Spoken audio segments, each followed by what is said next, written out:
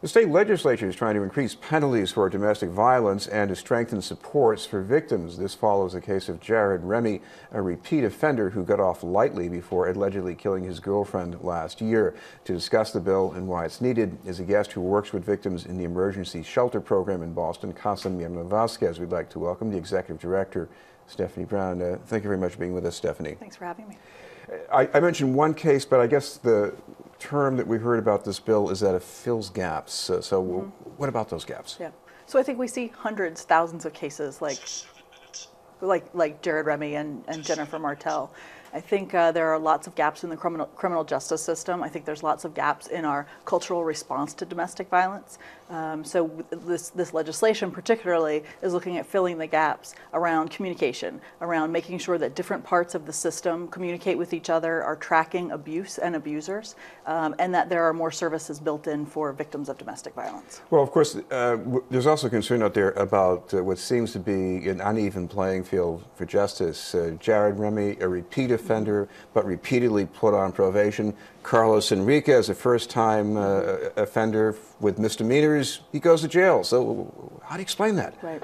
I think in part a lot of the system is up to the discretion of the people who work within the system. And so the bill would provide some comprehensive training for different parts of the system, police, the district attorney's office, courts, so that they understand the dynamics of domestic violence, they understand how serious it is, they understand that it's different from typical assault and battery, they understand how to support a survivor in coming forward and in continuing with the process. There are also lack of information at different parts of the process.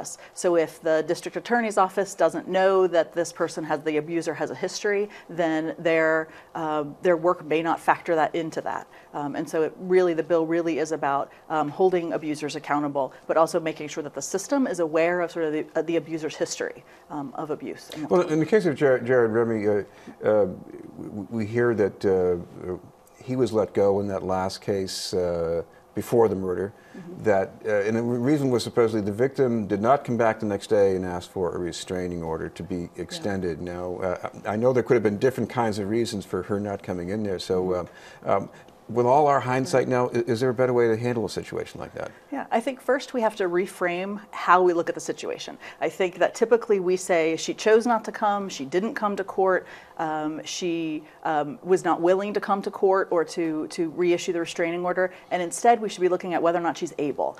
So does the system make it easier for her to do it? Are we really protecting her if she comes forward? We know that the most dangerous time for a woman or a survivor of domestic violence is at that point when she's trying to leave. And so she knows that. She's very well aware of the repercussions of going forward, of engaging with the criminal justice system, and certainly her abuser never lets her forget what's possible. And so if we had a system that provided support to her, that held the system accountable for keeping her safe, she would come forward, I think. And so we don't make it easy for survivors to come forward, and we can't guarantee their safety, and therefore they're often not able to continue with the process. The proposed legislation would have up to 2 weeks of leave for a victim, that is leave from their workplace. Yes. Explain why having as much time as that could be crucial. Yeah. I think it's absolutely crucial. It's something that Jane Doe and the domestic violence community has been working on for a long time. We know that the best way for a survivor to leave the abusive situation, to be safe permanently and to be independent, is to have housing and to have employment. So if she has control of her own money and she has independence, then she's able to stay safe. And so this bill would help her maintain stable employment so she doesn't have to worry about whether or not she's going to lose her job because she goes to court. She's not going to worry about whether or not she's going to lose her job or lose hours at her job because she has to seek medical attention for herself, for her children, for her family. She can engage with the criminal justice system and know that her job's protected. She can take work on for herself to become economically self-sufficient. She can work towards healing, counseling, social services if she knows that her job is secure. And so that's a really, really important part of people gaining independence. This bill would create a new category of offense with a required sentencing period. So it looks tougher than what we've heard about, at least in many cases before.